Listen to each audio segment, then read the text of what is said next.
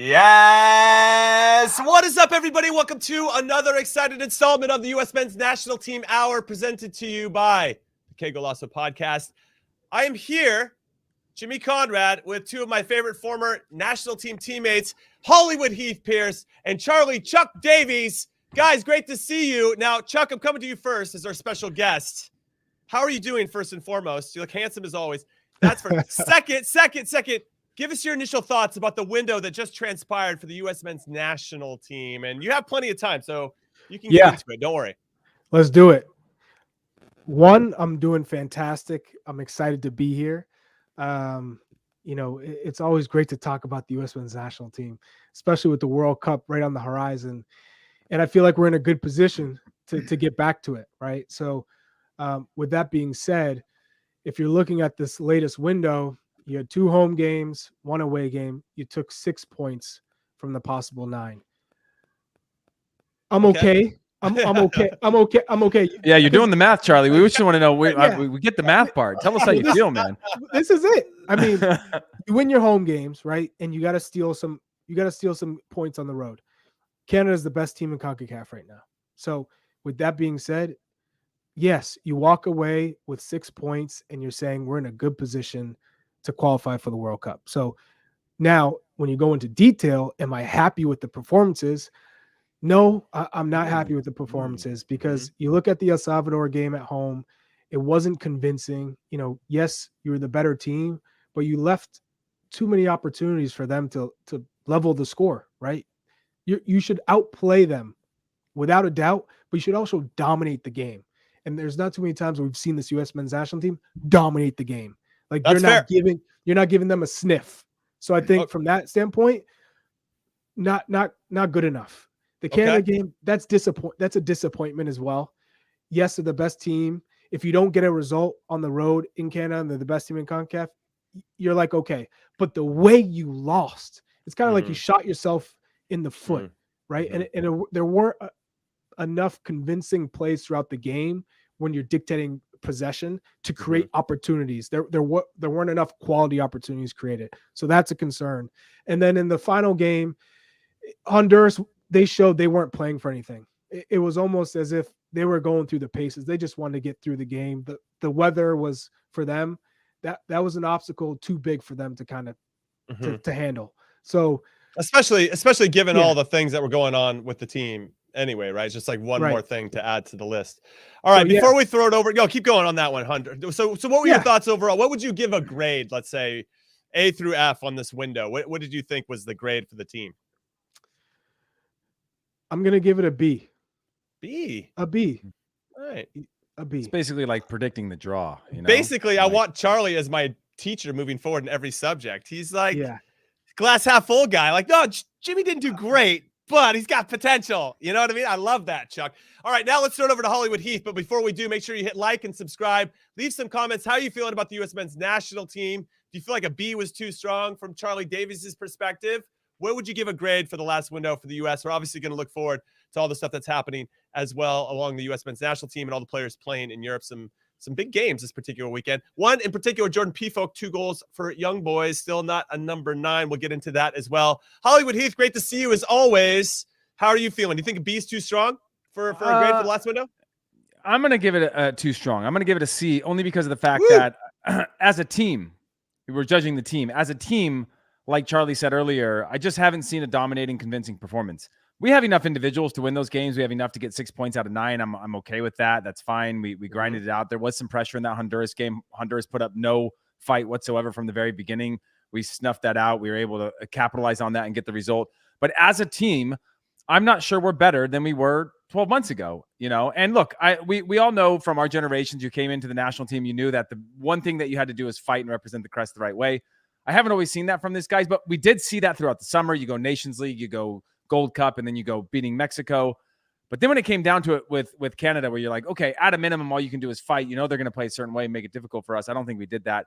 And then in terms of collectively how we press, how we defend, how we attack the ideas, again, we had that against Honduras, but it looked obvious and easy. There was space and gaps. You could have landed a plane in certain areas of that field against Honduras and the way that they were spread out. But I say a C just because of the fact that I didn't see again, that collective identity where you can look at a team and say, you know what, we're going to play them off the pitch from the beginning to the end. And we're going to have a bunch of players playing at an 8 or a 9 today versus a 7, which will get you a result against El Salvador, but leave you wanting more.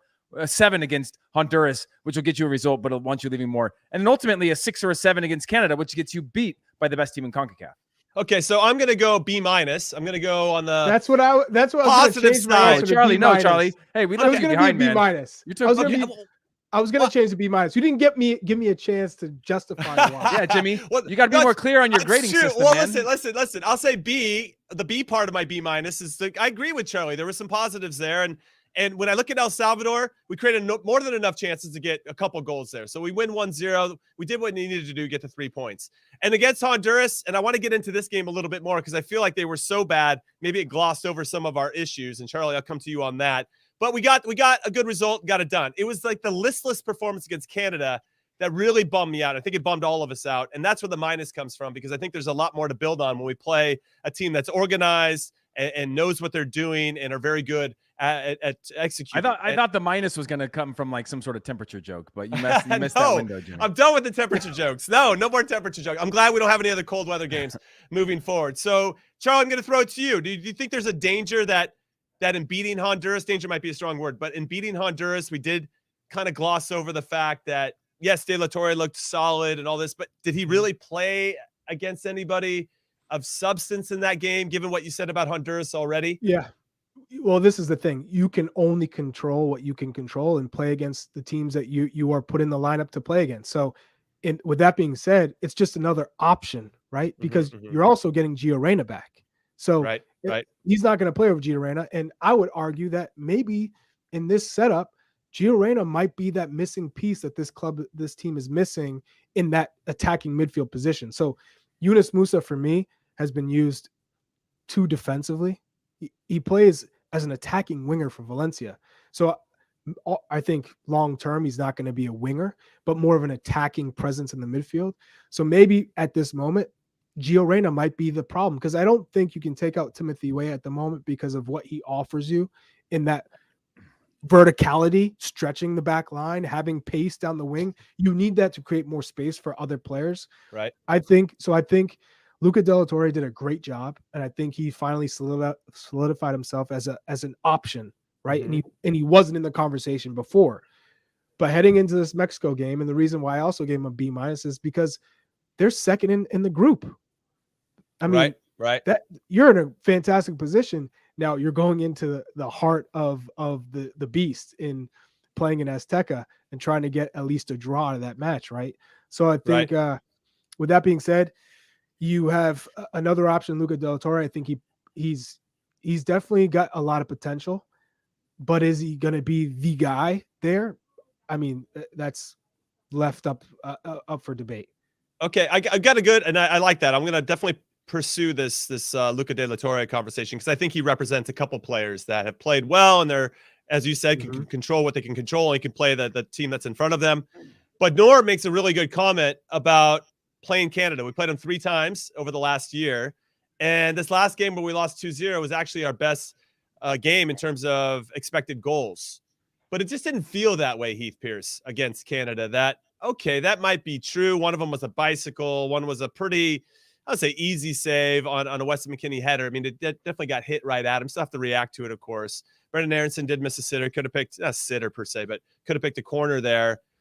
I still didn't feel like we went out and had, or our plan that didn't work. I feel like we struggle. When plan A doesn't work, I feel like we really struggle to try to find a plan B to help break down teams, especially if we're giving up the first goal. What do you say, Heath?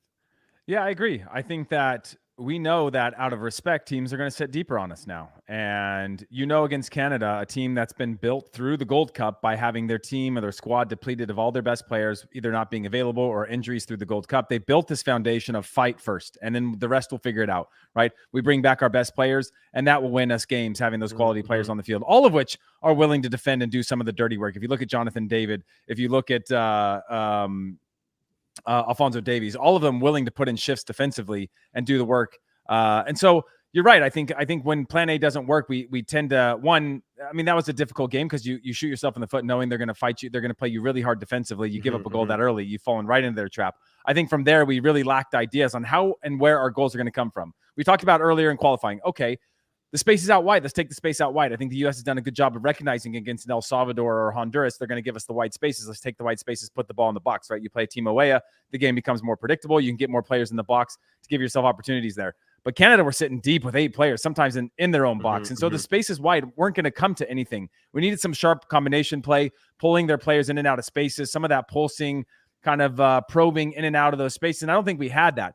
And that's what leads me to the Gio Reyna comment that Charlie had, which is we haven't seen Gio Reyna play with Ricardo Pepi yet. We've seen Gio Reyna play with Erling Haaland, a player that he can find the ball off, get it off, and play and spin in and out of spaces. We saw a little bit of that Team Awea, Weston McKennie combination play that I think would have been great against Canada. Obviously, Team Awea couldn't go for vaccination reasons. But those types of little tiny passes in and out, Gio Reyna is good at that. When he strides, when he's facing the field and he can feed it into a striker, run off of him, spin off of him, and kind of create that combination play that gets 3, 4, 5 players involved in the attack. We've been very one-dimensional. We were very one-dimensional against Canada in our attack and our approach. When we get 3, 4, 5 players moving off the ball, little darting runs, I think we're very dangerous. And Gio Reyna plays right into that type of style of play. And so he could be a welcome addition back. But like Charlie said, where does then Yunus Musa fit into the equation with that? Who then comes off the field? Is there no Team Awea? Is there no Britton Aronson? No. Are you putting Gio Reyna at the 10 spot? And then from there, kind of, how does the team unfold? Lots of big questions there, Heath. Now, Chuck, I'm going to come to you as it pertains to player selection, because at the number 9 spot, it seemed like going into this previous window that Ricardo Pepi was going to be our guy. But in the first, we had 3 games, and we start 3 different number 9s in each game. We had Jesus Ferreira, actually, I think, in terms of expected goals, probably created the most chances out of all the 9s. Jossie Zardes, I guess, was put in there for physicality reasons, as Greg Berhalter mentioned after the game. And then you get Ricardo Pepi finally at the end, but he breaks his nose like 10 minutes in, and I think he was a little put off at that point. Who is our number 9 going forward? And at this point, who would you start in this first game against Mexico in Mexico City? Well, to answer your first question, it's up for debate. And the sad thing about the number 9 position for the U.S. men's national team is whenever you're looking at your striker, you want that striker to be able to play in any type of game, whether it's a possession game, whether it's a physical game. That shouldn't change. You shouldn't have to say, oh, we're playing a technical team today, so we're gonna go with this forward versus, oh, we're gonna play long ball today, so we're gonna go with this forward. I want a forward who's gonna be my 9, no matter what style we're gonna play, if we're gonna be aggressive or if we're gonna sit back. And so if you're looking at the options, you're looking at obviously Ricardo Pepi, Daryl Dike, Matthew Hoppe, Jordan Pefok, Josh Sargent. So you're looking at those players. I mean, that genuinely that it's going to be one of those players, right? But none of them have had a convincing performance that's consistent enough. So for me, it's Ricardo Pepi right now as your 1. I was a little confused why he didn't get the start, or at least if he didn't start, come in the game. Agreed. The first one against El Salvador, I think give him 20 minutes, and then he starts against Canada, and you're like, here we go, Jossie Zardes started against Canada, right? Yeah. He should have started against Canada. He came on, yeah.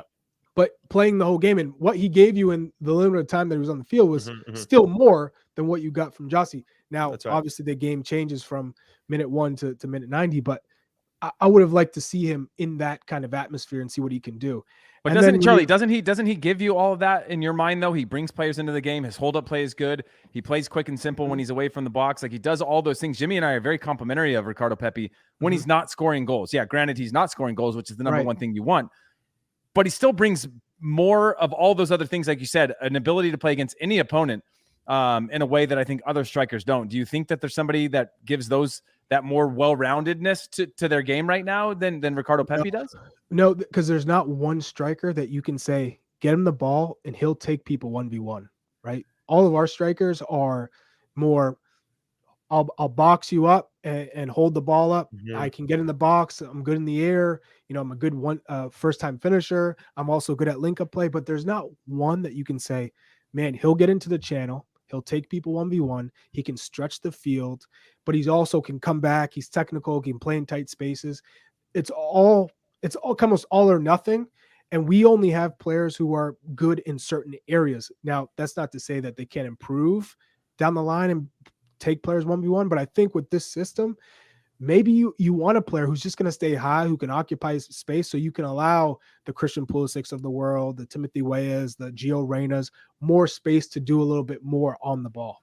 Well, Chuck, since you've been our number 9 for the U.S. men's national team, we're happy you're here with us. So you can speak to this very expertly. And scored it as Azteca. I think he just called it the beast or the giant or whatever before we were able to slide in and say you scored there. So now you don't get to get some conjecture from 2 former defenders. We actually get to hear from a number 9 that wore the number 9 shirt for the U.S.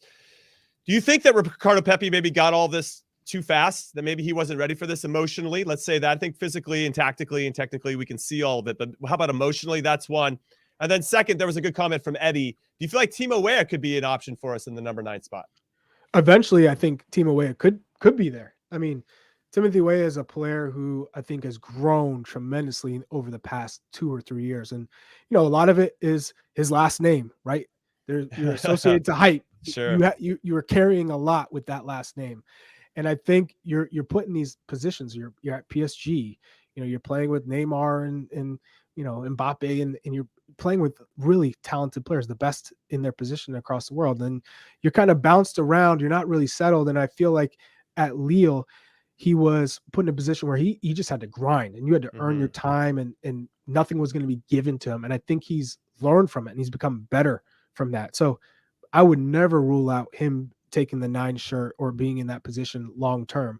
But I think in the short term, Ricardo Pepi has done enough. And the problem is with the U.S. men's national team, we didn't have the time to say, hey, you can wait. There was no wait. And we had to start from fresh. And it was all players who were going to come into this opportunity with limited international experience, just because that's where we are. We failed to qualify for the World Cup. So it was almost clean slate. Here we go. Next generation. And this group of players, yes, we want to get into the World Cup in 2022, but the focus is 2026. Like, that's the long-term play. So the best thing for this group is to earn your stripes now, earn that experience and get it, and hopefully learn from it and build off of that. So in 2026, when it comes to the United States, you're ready to compete for a World Cup, because that's where we were. We were trying to get to that stage. And I think we did have the players and the talent to do it. We just, things didn't align. So hopefully this group, Ricardo Pepi, he's experienced a lot of ups and downs in a short amount of time already. That's gonna be better for Jimmy, him. I wanted to say something on Ricardo Pepi. I think more than anything is not too soon. I think he's a victim of the timing. He's a victim of playing in a winter scheduled league where he goes from a team that's out of the playoffs to a move to the Bundesliga, to a team. He's a victim of a number of circumstances. Goes to a team that's fighting relegation. It's the only team that put up the offer big enough for him, which is 20 million. I think there's a better places for him to go than a relegation zone. Now, in Charlie's argument, he's going to cut his teeth fighting relegation. That's going to make him a better player, right? So he's going to go through that when you're thinking about 2026. Long run, it pays off. But these circumstances of who can afford him, coming into a winter where he's in the off season and there's going to be smaller budgets for teams that could actually pay that in the winter than they would in the summer, coming off of not scoring and then not playing and then going to a team and having to settle in, like, that's a lot of changes for a kid. It is a lot. I do think that there's some circumstances at play there more so than his, because every time he's on the field, I still look at him and go, he does more things right than he does wrong. He doesn't look unready. He looks active, even whether he's 20 minutes or 30 minutes. He gets the ball, gives it, and he's just, you see this opportunity in him that I don't see with others in terms of bringing other players into the game, making players better around him, playing predictably so that players can play with him.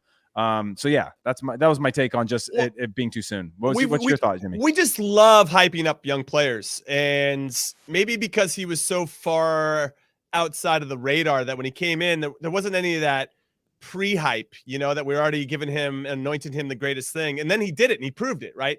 There's more hype on Ferreira over the last year than there was with Ricardo Pepi. Obviously, Ricardo 100%. wasn't even starting at the beginning of the season because they had a DP there. Exactly right. And then he comes out of nowhere and then he wins all of us over. And then the hype train seems like it's coming from a really good place because he's proven it. We have evidence of why we should be hyping him. And then once he started to, I don't know if he did it personally, but once you start to feel that pressure, and both of you can speak to this, it changes things. You start to maybe overthink in a way that you weren't before. So Charlie, how did you handle that? Because I know that you got a lot of hype during your time too, once you started to emerge as a real threat for us. And how did you work through that mentally? Because as we've discussed many times, when we evaluate players, it's always physical, technical, tactical, but we could probably all argue that what's between the ears is ultimately the most important piece. So how did you handle that when the hype train came your way? Well, first he went and bought a Rolex, and then he bleached his hair, the soccer ball spots in his hair. You know what I mean? No Rolex. First two things. But I would tell you this. You know, both of you also went through this. We had a January camp, right? That was our introduction. If Josie Altidore, who's only 31, mind you, was still fit and in form, how many of these players are getting looks, right? You think about it that way. I always put that into perspective. We're not seeing most of these young players because they only get their opportunity in January camp, and knowing that Josie would be having solidified that spot for 10, 12 plus years, we wouldn't have this discussion. We'd be talking about who's going to be coming in to relieve him, like who's going to be that super sub, right? And then the options are probably even more limited, right? So, you know, for myself, I didn't have that hype over a long period of time. I had to like grind and wait for the opportunity. I'd take it or I'd get it, and then I wouldn't take it, and then I'd have to go back into the line, right? And you have to wait for the next one. So 2007 was my first camp, first opportunity. I still felt like you never really got settled. You're trying to prove yourself. So you're trying to do too much. And then I had to wait for a whole nother year. And then 2008, I get my first international goal in Trinidad in a World Cup qualifier that really didn't have that much significance. So, you know, it's another step, but still not enough to convince Bob Bradley that I'm the guy. Then I really took off with my club form.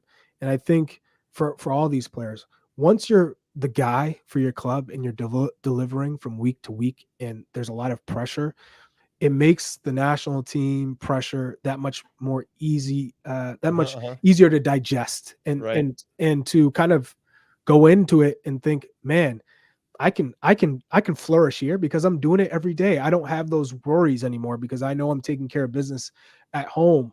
And so for me, it was the Confederations Cup. I was ready for that opportunity. I was so ready. It was one of those things where I said, man, I've had so many opportunities with the full men's national team that haven't gone my way.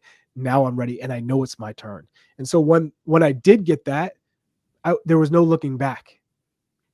Right. And I just want to jump in, Heath, really. And my big concern here, and I'm going to throw it now at Heath, is that we don't have a lot of players playing regularly and having confidence with their club teams outside of Weston McKinney, who's actually a regular in the first 11 for the U.S. men's national team. The other players, I don't know if John Anthony Brooks is considered playing great right now, but he's playing regularly for Wolfsburg. And Jordan Pefok has scored a bunch of goals for young boys.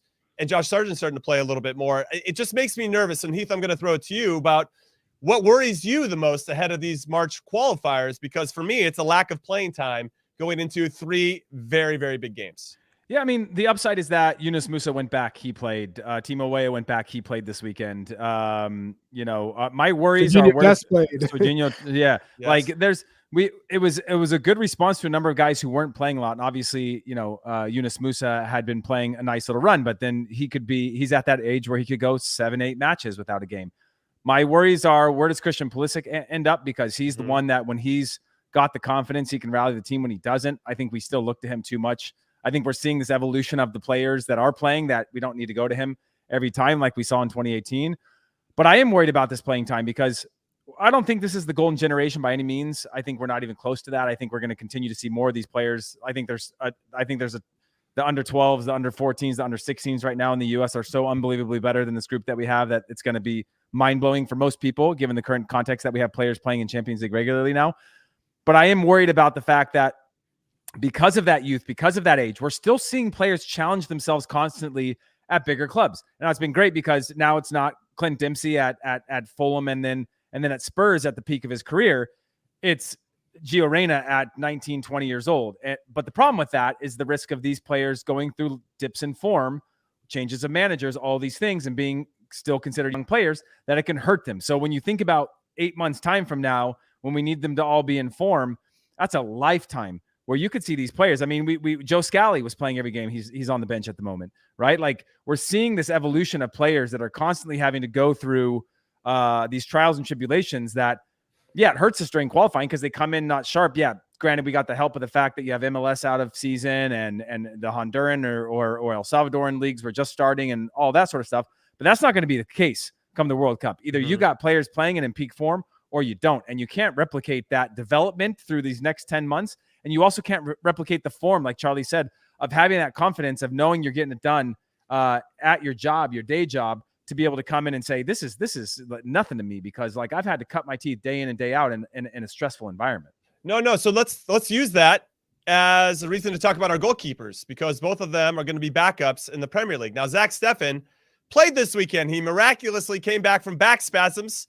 I don't know. I guess that's easy to do. I guess back spasms. So Charlie, I don't know. I feel like Charlie knows something more than we do. But then Matt Turner is going to be backing up Ramsdale at Arsenal. So we got two goalkeepers who might not be in that confidence that we think that we need. Come summer, he'll be with Ramsdale, right? Well, that's right. Come this summer. So Charlie, what are your thoughts on the goalkeeper situation and who should be number one? And Zach Steffen, like, why did he really miss that window? Because we don't really buy into back spasms here on the show.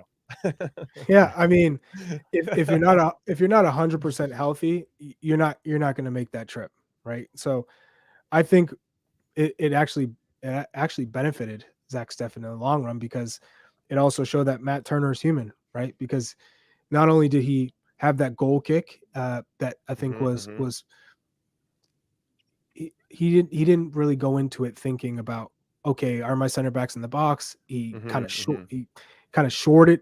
He didn't get enough in it, and then on top of that, I thought he should have done better with the save, right? So there's a lot of aspects to that goal that I think worked against him. So it was almost like, hey guys, you know, he's not invincible, right? He does make mistakes as well. So I think both keepers, I think Zach Steffen's probably in a better position come the summer to make a move on a loan deal to guarantee playing time every week ahead of that World Cup. And I think that was the plan all along, right? So I'm not too worried about Zach Steffen. He's your one. For Matt Turner, he's going to be going from playing every week to now all of a sudden you're the number two and you're not playing. And maybe you get a reserve game every week. Maybe you get an FA Cup game or a League Cup game, but that's not going to be enough. So now he's going to experience that. At the end of the day, you want your keeper confident coming into World Cup. If they're playing every week, fantastic. But if Zach Steffen comes into the camp and he's healthy and, you know, he looks sharp, goalkeepers are different, right? Oh, we know. You know, you could have a goalkeeper. I mean, I remember Brad Guzan, correct me if I'm wrong, he was on the bench for, you know, some of the clubs he was playing for in the early years, and he came in and he was still unbelievable. He was incredible. He was still like as quick as ever, making good saves. You still felt like, man, if he was a starter every week, we'd be okay, you know? So I think I'm not as worried or concerned in the goalkeeper position as I am other positions like the number 9 or the center backs or outside, you know, right back. You know, Serginho Dest, we know how gifted he is attacking, and probably his best game I've seen defensively was in this window was the best I've seen him defensively. But it's different because you're not always going to have the possession. You're not always going to be on the front foot. And how does he react in those instances? That's going to be a big challenge for him. So yeah, I mean, for me, it's not so much a worry of goalkeeper. I'm more worried about the 9. I'm more worried about the 10. I'm more worried about, you know, where's Christian Pulisic's best position for this squad, and the center backs. You know, long term, what does it look like? So you have Austin Trusty, who's probably going to be loans. Also, Kevin Paredes at Wolfsburg, I think he could play a role. Justin Che. You know, Chris Richards, if he continues to develop, James Sands. So there's so many players who in the next year could make a considerable jump depending on their club form.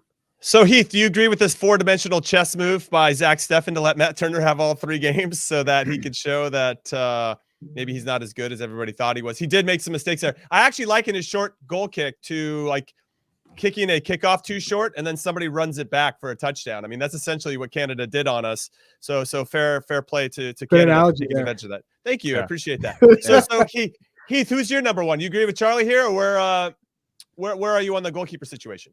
Yeah, I still think Zach Steffen is number one. Not so much because of that ball from Turner, because I think there was 3 or 4 moments that the defensive line could have put that fire out and should have put that fire out. Again, I agree with that potential for that last save. Sure. It's one of those things where there's 7 or 8 moments. I still think he should save it, though. I'm with Charlie. I do. I do. And I still agree with the save part of it.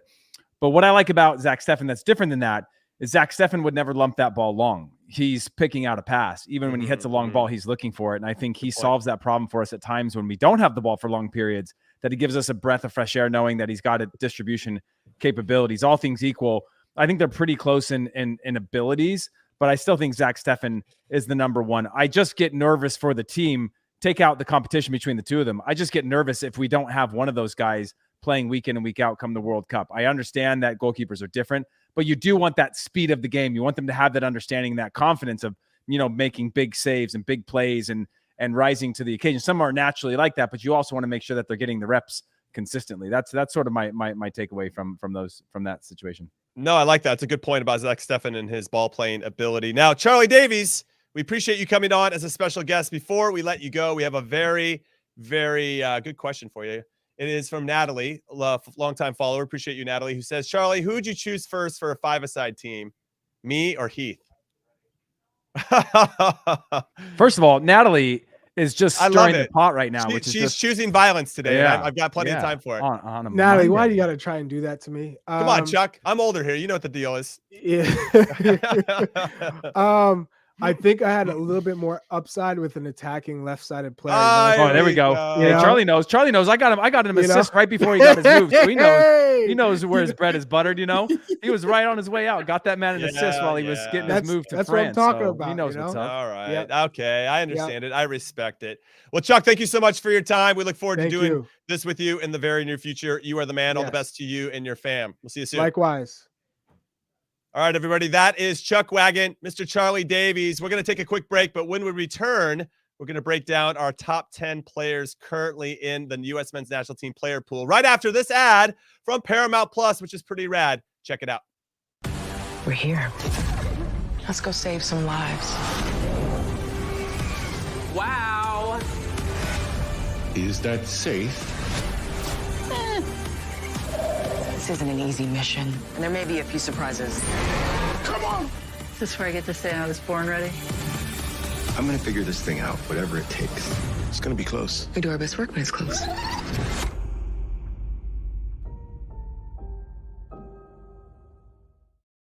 All right, I got plenty of time for Star Trek Discovery. I just can't believe our producer Des cuts all those by himself. He does. It's amazing how hard of a worker producer Des Norris is.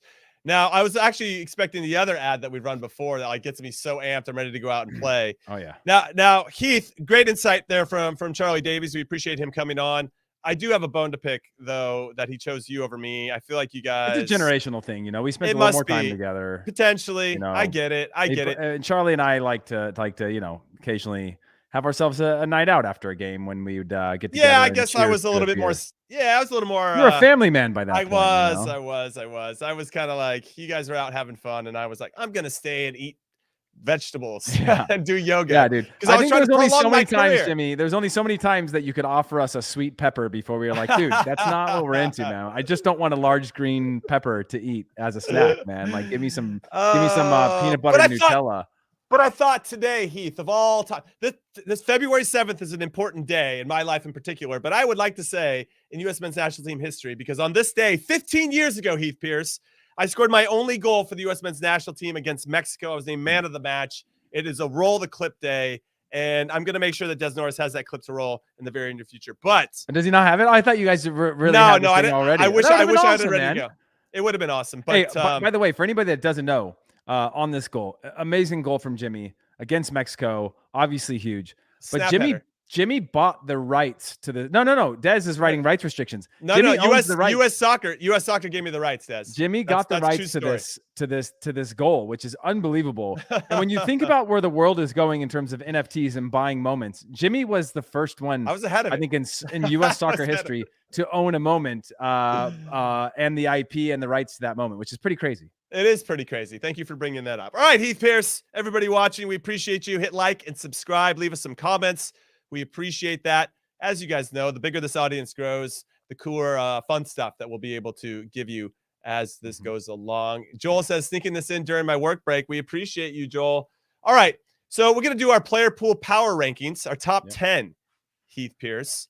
Okay. And I'm kind of curious as to what we combined. I haven't seen your list, and you haven't seen mine from what I understand. So I'm kind of curious because just a reminder, we did this back in January, about a month ago, and Christian Pulisic was on the top of our list. He was both our number ones, and I get the sense he might not even be in the top 5. Now, the only criteria is current form.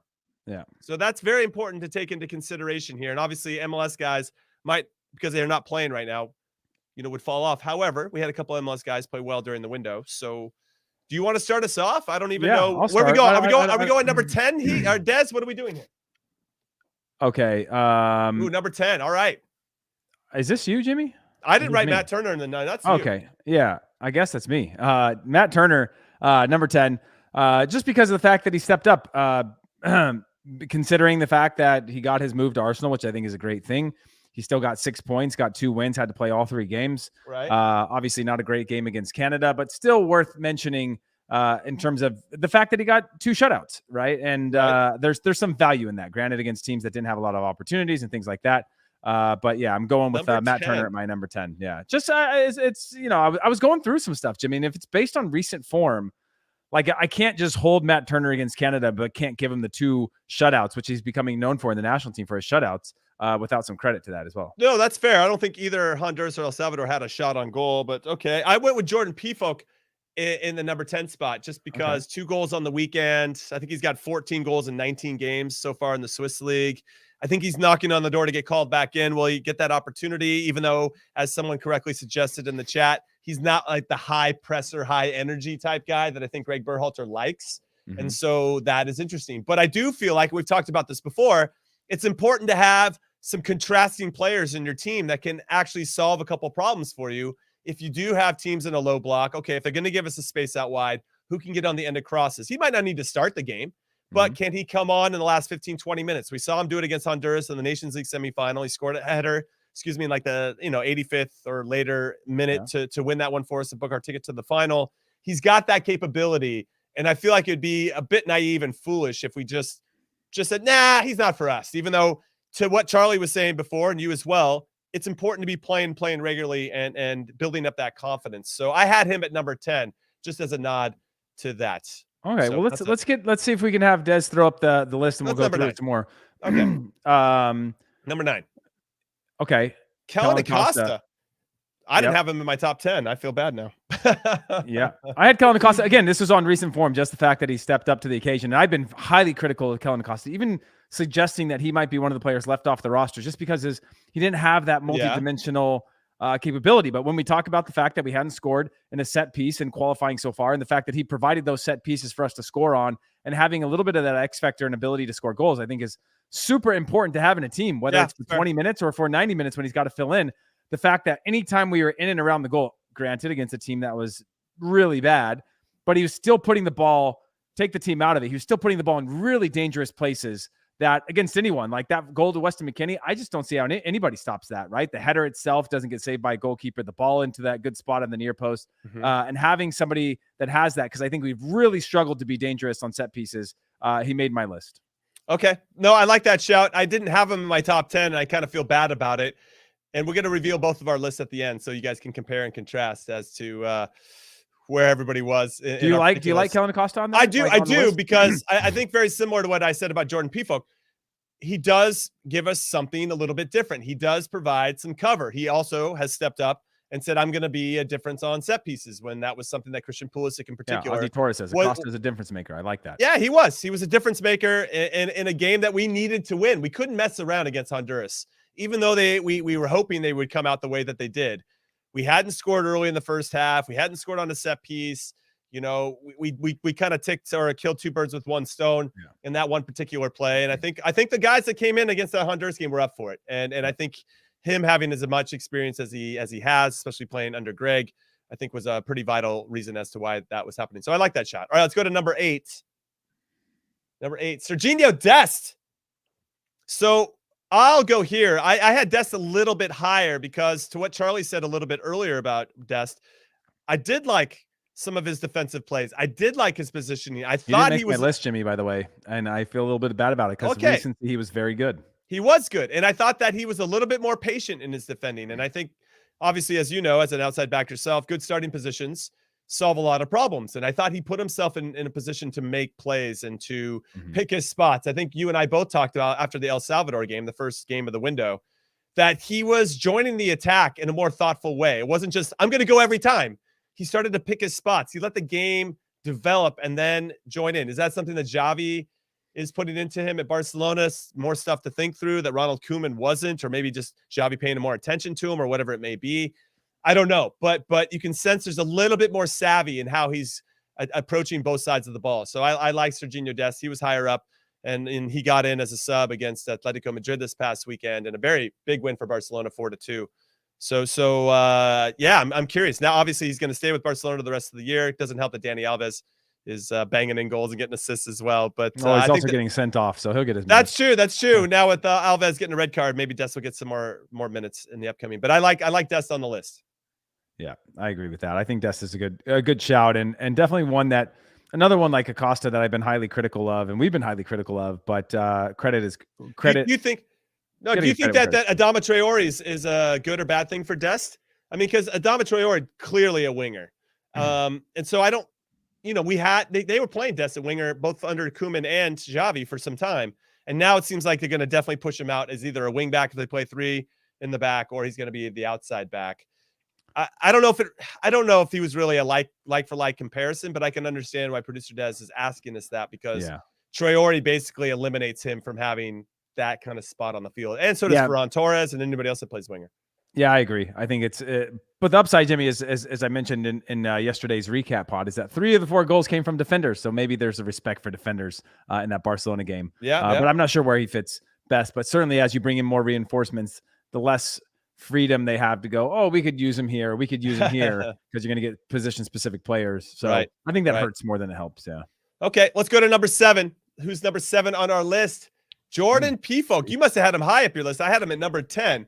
Yeah, I think I don't think I had him too high, but go ahead, Jimmy, with your take. No, my take was what I said earlier, that I just feel like there's a reason why he should be considered for the team, and ultimately I think he's competing against a Greg favorite in Jossi Zardes, who maybe in some ways provides something similar. Though I think Zardes will probably press a little bit more, just looks to do that a little bit more than maybe Jordan does. I don't understand why he's not getting called in. Daryl Dike would be another player that I think gives us a different look, a different feel, maybe makes us a little different in terms of how we approach the game, if the way that we want to play isn't working. And I hope that Jordan Pefok gets another look. I don't know if it's going to be. So here's the thing I want to add to everybody.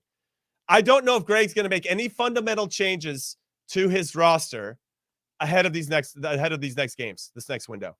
Yeah. It might be too big of a risk for him, but maybe outside of Gio Reyna coming back into the fold, I just don't know if we're going to see a DK or a Scally or a Pefok coming back in, or even a Brooks. But during the summer, once we qualify, and I hope we qualify, we're going to qualify. I'm going to stay positive here. There are going to be a lot of games and a lot of friendlies leading up to that. And of course, current form. Now, I want to remind everybody ahead of the 2010 World Cup, which Heath can speak to, Herculez Gomez came out of nowhere and led the Mexican League in scoring. And it became so undeniable that, like, yeah, we got to bring him, that Bob took him.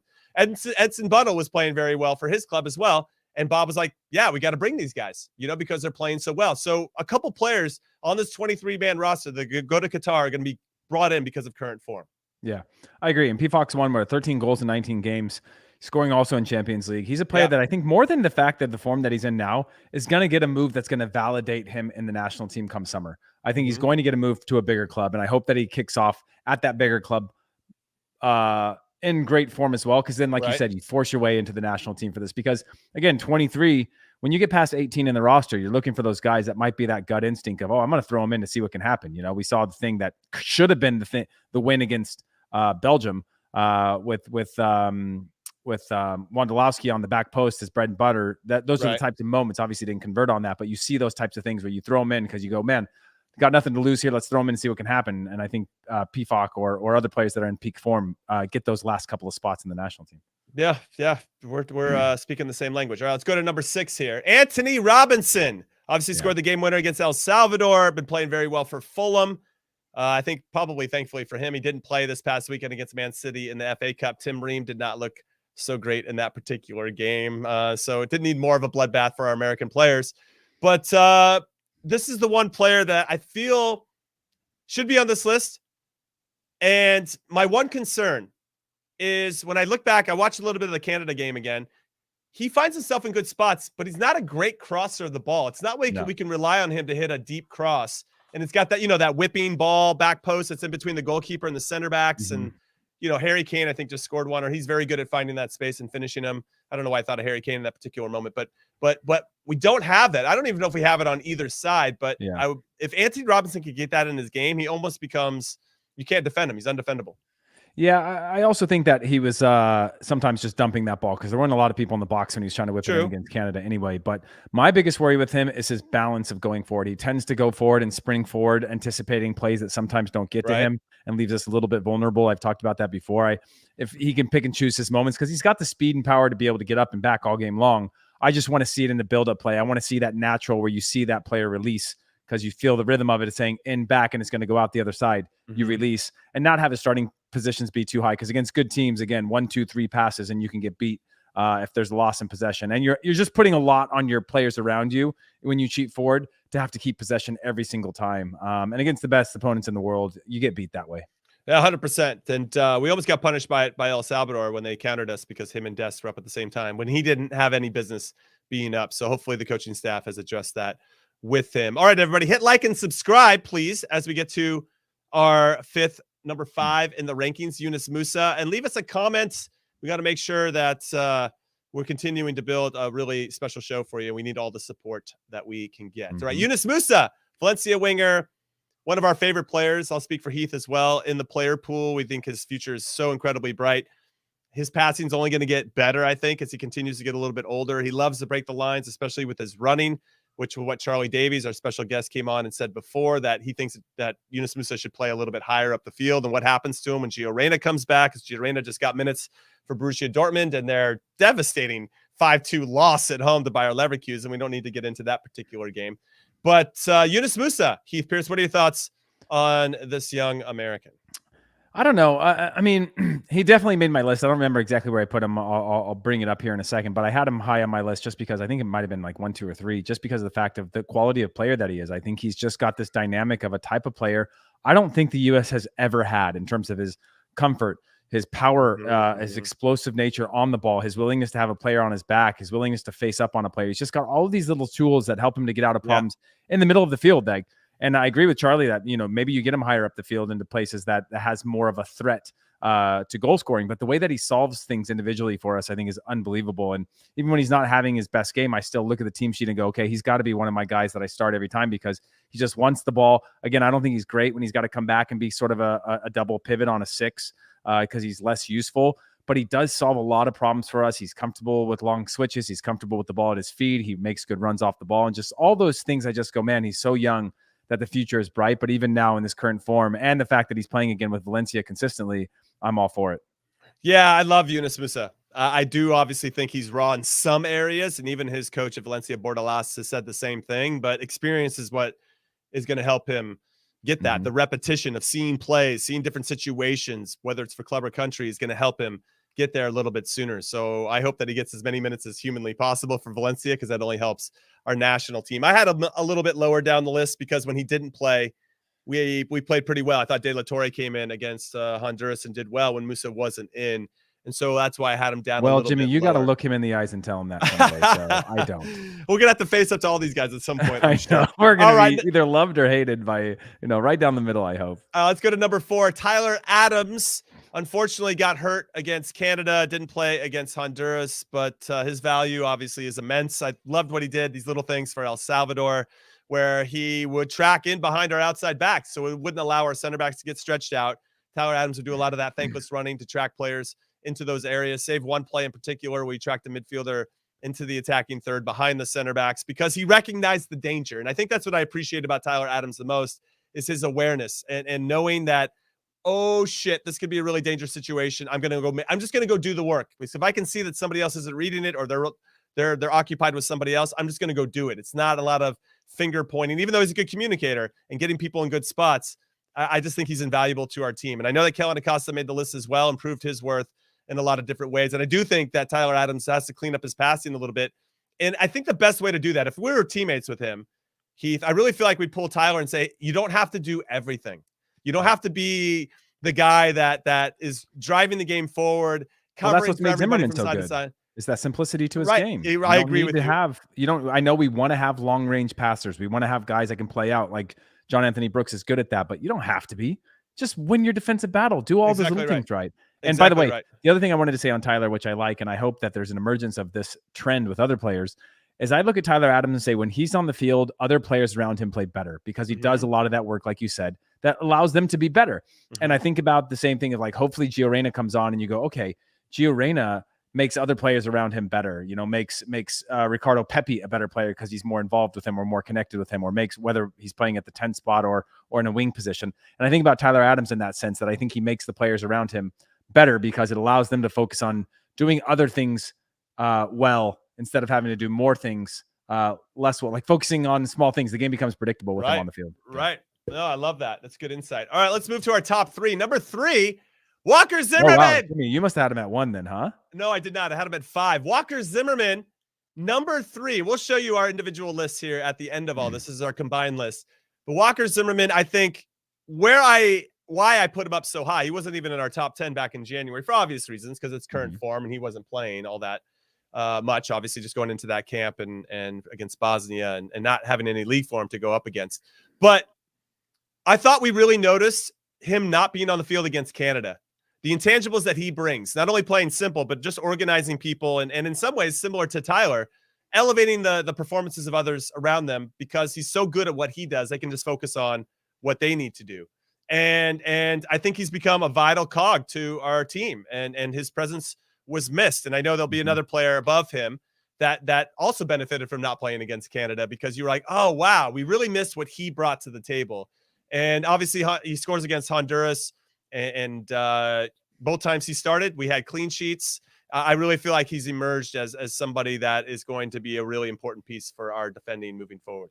Yeah, and just like I mentioned before, which is the exact reason why I had him. I think I had him 4 on my list, but he just makes the game predictable. It's easier. He doesn't try to do more than he's capable of. He doesn't use tools that he doesn't have in his tool belt. And that came to mind when I was watching the Cup of Nations final, African Cup of Nations final. You looked at teams like Senegal or Egypt, right? And you go, wow, they have some huge stars, but they also have some players that I've never heard of. And those players were the ones that I was noticing playing, just doing things well and doing things simply. And then you have your stars do the thing. And if you look at most of the teams around the world, whether it's Croatia going deep in World Cups or other smaller nations, it's not all superstars and they're not all 10s. There are some players in there that play simply. You're not going to be able to have the perfect player in every position. And he's one that just makes the team better with him on the field doing the simple things right. Well, I'm going to actually bring up Natalie. She makes a great comment that LAFC fell apart when Walker left. And not only did they fall apart because their back line was a bit of a shambles after he left, he's become MLS Defender of the Year twice, 2 years in a row since he left LAFC, which really I think speaks to his value. And what a signing from Nashville. That's always a good way to build a team, through the spine of your team, especially. Yeah, and he's good for goals offensively. He is. And big moments when games are tight, and that's what you're going to get. And he just did it against Honduras as well. Yeah, you're going to get these moments where he occupies a lot of space in the box. Things are tight. Things are chippy. You're not playing well. The team's playing really poorly. Put the ball into good spots, and you have people like that that can get you that win or get you back into a game when the team's not particularly dominating or playing well. Now I'm sad I put him at 5. I feel like I should have definitely had him in my top 3. I'm sending this to him right now. You should. Great. Now I just texted him the other day to keep it up, and he's a sweetheart. All right, let's go to number 2. Timo Weah is number 2 on our list, and I'm going to use the same reasoning that I did against Walker, or for Walker, when we played against Canada. I really felt like because he wasn't eligible to play because of some vaccine protocol, it was unfortunate because we lacked a little of what he brought, getting to the end line, whipping balls in, being a little bit more dangerous, which I think would have put that left side of Canada under maybe a little bit more pressure, because as we've discussed, sometimes Aronson and Pulisic were on the field at the same time. They're really trying to occupy similar areas. Yes, they're on left and right sides, but sometimes they try to come too central. We don't have anybody that's given us that width or to potentially be a threat in behind, as we've seen Timo Weah do to great effect. So, yeah, I think this is a a well-deserved number 2 ranking from Timo Weah. His confidence continues to grow for us. And as we discussed with Charlie Davies, maybe he's a potential 9 for us at some point. So we can get another player, another midfielder potentially on the field, whether it's having a Gio Reyna be more central and Pulisic and Aronson out wide and Timo Weah up high. And that's something I would look at. Maybe not now in these World Cup qualifiers because we kind of are who we are, and to tinker too much would be very Pep Guardiola of us in a big game. Yeah. But over the summer and friendlies, I wouldn't mind seeing Timo Weah in the 9th spot. But yeah, give me your thoughts about him. Yeah, I agree. I don't know about Timo Weah at the 9th spot, but the thing that I like about him and who I have at number 1 as well is just that drip, that sauce, that creativity. Now, my challenge for them is to do it when it's hard, not just when it's easy. Do it when it's not playing against the high school team. Do it when you're playing against, your rivals and the best team in the league. And again, I think Timo Weah rises to those occasions, but I want to see him. If you're going to put your foot on the ball, you're going to roll over, you're going to do your step overs, do that against everybody. Be that type of player. I'm happy if you're that type of player. Don't do it when you get space and you're up against a team that you're playing against that's slow and defeated and whatever. Do it all the time. And I think he's capable of that. And if we can get that out of him and mixing his game up and not just dribbling all the time or taking too many touches, like mix the game up, check back, play simple, do all those things that make you harder to actually defend and teams harder to play against. I want to see that with him. But yeah, overall, his form right now is just making the game so predictable. You see when he gets the ball and he puts his head down to dribble, 3-4 players go in the box every time. We don't have anybody else whose game is that predictable for us to create opportunities out of, whether they come to something or not. Again, he draws a lot of corners and whatever. When you're talking about Kellen Acosta or having set piece specialists, those are the situations you want to be in, and he's creating those for this team right now. No, it's a good shout. I like that one a lot. All right, let's get to our number 1 then. Pretty obvious, I'd say at this point. It's not Christian Pulisic. Yeah. It is Weston McKennie. Yes, the man, the myth, the legend, currently playing for Juventus, who looked fantastic against Hellas Verona this weekend when Vlahovic and Dennis Zakaria both scored on their debuts. Weston McKennie came off the bench in that one, but he has been an incredible resource for us. I think he is undroppable at this point. He has to be in our starting 11. Not that there was any ever doubt outside of when he has some hijinks off the field in some team hotels, but he scored a big goal against Honduras. It took a lot of pressure off of us. We needed somebody to step up. We've talked before about him having this clutch gene. He almost had a big goal against Canada as well. Boron made a very good save in that one. And obviously that would have changed the complexion of that game, the fine margins as we discussed. But Weston McKennie, easy number 1, playing very, very well for club and country. I'm pretty sure we both had him at number 1. What are your thoughts on Weston? Yeah, I had him at number 1 just because of the fact that, he had that dip in form. He had the situation with the team. He wasn't playing at times at Juventus. Juventus decided to keep him. They could have sold him. We saw 2 of those players go to Spurs, the club that he was linked with. My challenge is the same for him as it is for Weah, which is like you saw the combination play between them was borderline world-class in terms of slotting into tight spaces and in and out and thinking creatively. Like, let's say you do that against the biggest teams. Let's see you take those chances and have that courage to do that against the best teams in the world or the best teams in CONCACAF. Let's see that type of confidence, not just when it gets easy. And again, mixing up your game. I saw against Canada, he put his foot on the ball a number of times, tried to kind of have a little bit of that flavor that I like from him, but not always at the right times. They were at convenient times. And him, just like Tim Weah, have the ability to do that at the highest level. I want to see them do that consistently and do that in a way that's beneficial to the team and not just more about attitude or flexing and things like that. And so the 2 of them, I just love to see their combination play together. I love their attitudes. I love their energy. I love the confidence. I just want to see them do that consistently, and I can accept that time in and time out when they do it right. But yeah, just definitely this fearless leader for the team. And again, that X factor that you need where you got to keep him on the field because you're like, well, what if he gets his chance? He could be the one that wins it for you when it's late in the game and it's tight. Okay, so let's go over the overall list again. Matt Turner was number 10. Kellen Acosta 9. Dest 8. Jordan Pefok 7. Anthony Robinson, A-Rob, Jedi 6. Yunus Musa 5. Tyler Adams 4. Walker Zimmerman 3. Timo Weah 2. And number 1 was Weston McKennie. Now that was our overall list. I'm going to read out my list, Heath, first. Please do. Okay. So I went with Jordan Pefok, number 10. I had Christian Pulisic at number 9 because I felt bad because a month ago he was our number 1 player. Nope. And you didn't even put him on your top. He's not even in our top 10. He's not in my top 10. That's crazy. And I want you to explain yourself in a second. I had Musa 8. I had Brendan Aronson. I felt the same way. I was like, these guys were like in the top 5 last month, and now they're completely off the top 10. That's harsh, but that's the way the world works, I suppose. I had A-Rob at number 6, Zimmerman at 5, Dest at 4. I was really impressed with Dest on both sides of the ball, so I want to give him some love there. Adams 3, Way at 2, McKinney number 1. I like that. I mean, just for my 10 as a preface, the number 10 for me was George Bello, just because of the fact he made his debut in the Bundesliga. I think more competition for our fullback spots is better. I don't want anybody to ever feel comfortable. And the more you have somebody playing consistently at a regular club, they're fighting relegation. He'll become a better player for it. He'll have to defend a lot. Jordan Pefok was number 9, Anthony Robinson number 8, Matt Turner 7, Tyler Adams 6, Kellen Acosta 5, just based on current form. Wow. Yeah, I just had to give Kellen Acosta some respect. I've been real hard on him. Walker Zimmerman at 4, Yunus Musa 3, Tim Weah 2, Weston McKennie 1. And by the way, on the Christian Pulisic one, I just don't see the form from him right now. You know, I get it, but I couldn't go from number 1 last month. Like a month ago, we did a top 10 and he was 1, and now he's not even on the list. I was like, I don't want to be an a-hole. Like, Jimmy, if you go from a month ago to him not playing at all with his club team in that whole month, to him coming in and not really having an impact when we wanted him to at the biggest moments, that was the biggest thing for me versus against Honduras. But like, yeah, so he just sort of fell out, and I think it was an opportunity. I also had Sam Vines on my list because he's been playing consistently in Belgium. Another player that I think garners some attention that wasn't in the national team, but it's certainly in the pool. And so, I was trying to think through, like, what are some things I can be hopeful for based on current form that maybe weren't just based on the last couple of games with the national team, but our national team player pool guys as well, and not just give anybody free passes, because I think Pulisic could easily be number 1 on the list in a month from now again, based on where we're going to go outside of the national team.